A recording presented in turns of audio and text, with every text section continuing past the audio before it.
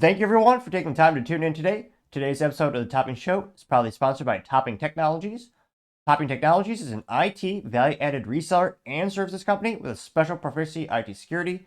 Heck, I see their founder at least twice a day. Gotta say he's quite handsome and brilliant. He's Macy, that's the joke. If you're an IT leader or business owner, you can reach out to the team at sales@toppingtechnologies.com. Also, we're still giving away a free flamethrower with every IT purchase.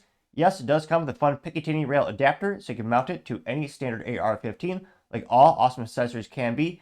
Go to toppingtechnologies.com and click the flamethrower button to learn more. Lastly, trying to get to 4,000 subscribers by the end of the year, so if you can click that button and tell your friends, I would greatly appreciate it. Now, going over to the business part of the podcast, you have a Macy's employee that hid $154 million in delivery expenses, and the shareholders continue to push for the company to be split. Now, this comes as their stock is anemic to say the least. Now, a good rule of thumb is, again, not financial advice, but when you're looking at businesses, you usually want to either at least stay with or keep pace with the S&P 500 average, or, ideally, you outpace them. And if you're looking at a specific business, in this case, yeah, absolutely not. In terms of their 5-year trend, it is quite pathetic. It is technically up by 2.04%. So the company is growing in value by about 2% in the past 5 years. Also known as terrible, and currently trading for $16.54 per share. Now, when we zoom in, that's when it gets more pathetic. 1 year, it's down 16.53%. Year to date is down 17.46%. Now, past month went up by about 8%. So a little bit increase, but yeah, overall, the trend is not looking great for Macy's, which somehow still in business. I don't think I've been there since, when was NSYNC popular? Probably around that time period. My mom took me shopping there. Maybe had shorts or cargo pants, something to that effect. But let's go ahead and dive to the article here. Now, this comes to us thanks to a website called The Street, specifically Fernanda Tronco, who's a writer over there, saying, quote, Macy's sits on gold and shareholders are angry. As Macy's employees make a desperate move and angry shareholders claim the company sits on valuable assets, which, spoiler alert, very, very oddly reminiscent to Sears, which, again, at the end of the day, the most valuable things about the company in terms of, tangible assets were the brands, which they used to own Craftsman, which is a great brand, or was back in the day. And yeah, they subsequently sold that to, I believe, Stanley Black & Decker. And really, as Ray Kroc, founder of McDonald's, would argue, the land. Because Sears owned all their land, and that's where a lot of the value was.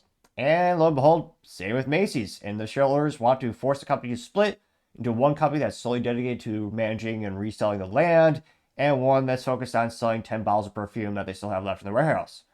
I'm only partially kidding. I think they sell more than that, but I wouldn't know. I don't go into those stores. I usually see the advertisements, though. I know they have big, large bags, and they have perfumes, which for the life of me, it's almost unfathomable to me how much people waste money on in terms of cosmetics and perfumes, but that's just me. Here you can see it was iconic. I don't know how many gallons of milk you fit in those bags or what they're buying there, but there you can see the iconic Macy's logo.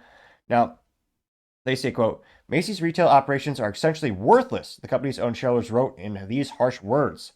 Macy's has been dealing with multiple blows to its business for years, reporting an ongoing sharp net sales decline since the second quarter of 2022.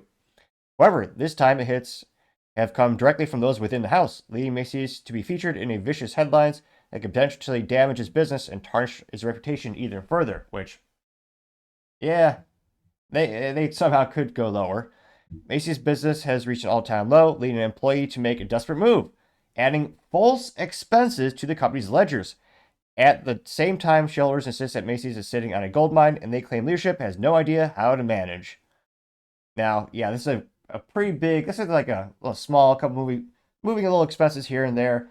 Yeah, this is comically bad. Yeah, so Macy's unveils its investigation into 154 million hidden delivery expenses by employee. Macy's announced it would delay its third quarter earnings release due to an active investigation into an employee who intentionally hid 154 million in delivery expenses, which the company discovered while preparing for its upcoming earnings release, which, talk about a gut in the punch, or almost as if you have ice water pouring on your heart. How horrifying would that be if you work at Macy's, I'm sorry if you do, and you find out, wow, we just made this big of a mistake intentionally, maliciously? I mean, not just physically it's going to hurt the company, but morality, you're hurting the shareholders. I mean, this is going to set grounds, and again, I'm not a legal expert or a financial expert, but this seems like it'd be grounds for shareholders going to be suing them for punitive damages. I mean, you're quite literally messing with the books. This is one of the biggest no-nos ever. Now, they say the investigation revealed that an employee made multiple false entries to hide around 132 million to 154 million in delivery expenses, which began in the fourth quarter in 2021 and ended in the third quarter of 2024. However, Macy's didn't disclose it would press charges against the employee, but assured employees and investors that the person no longer works at the company, which, yeah, that's how messed up the United States is when it comes to litigious things. We should be able to say, again, if they do an investigation, they can prove for a fact, this is, and it sounds like they did, prove that this employee did it. They should be able to say, oh yeah, this is John Doe.